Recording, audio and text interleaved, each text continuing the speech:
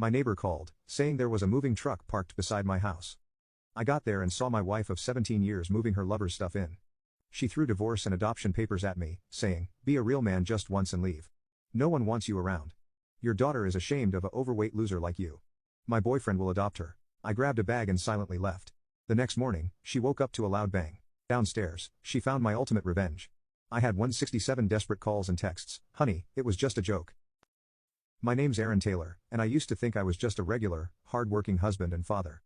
For the last 17 years, I was married to Kayla, and we had a 16-year-old daughter named Judy.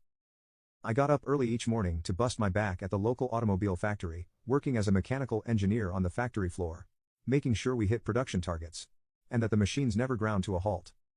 I always thought that if I provided a stable roof over everyone's head, kept the bills paid, and stuck around whenever our daughter needed me, I'd be golden. Turns out, none of that counts for squat when your wife decides she wants out. It all blew up one unseasonably warm afternoon in March.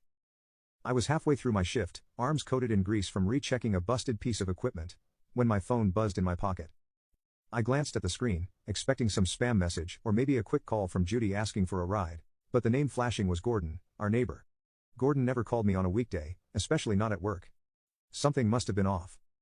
I thumbed the answer button and pressed the phone to my ear. "Yeah," I said impatiently, still fiddling with the machine's components. Gordon's voice was tense. "Aaron, you gotta get home right now." I dropped what I was doing, a heavy dread twisting in my gut. "Why, what's going on?"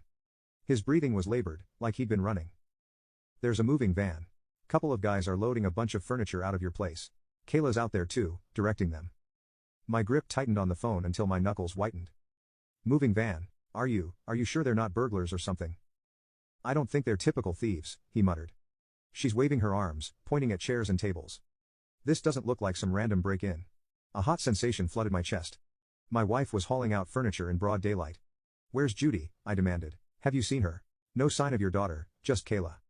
My stomach clenched, my mind spinning with all the worst-case scenarios. Maybe we'd been robbed, or maybe Kayla was. "All right, Gordon," I bit out, "I'm leaving work now. Stay on the line with me if you see anything else, and if the cops show, let them know I'm on my way." I hung up and marched off, not even bothering to wipe the grease off my hands. My boots slapped the concrete floors as I headed for my boss's office. I didn't even knock, I just pushed the door open and said, "Sir, gotta leave right now. Emergency at home." He stared at me. "You better have a damn good reason to barge in here like that, Aaron.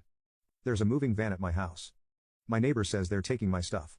I have no clue what's happening, but it's urgent." My boss's gruff expression softened slightly. "Fine, go, don't waste time." I bolted out of there, keys jangling as I sprinted to my car. My heart felt like a piston about to blow through the engine block. I didn't fully believe Kayla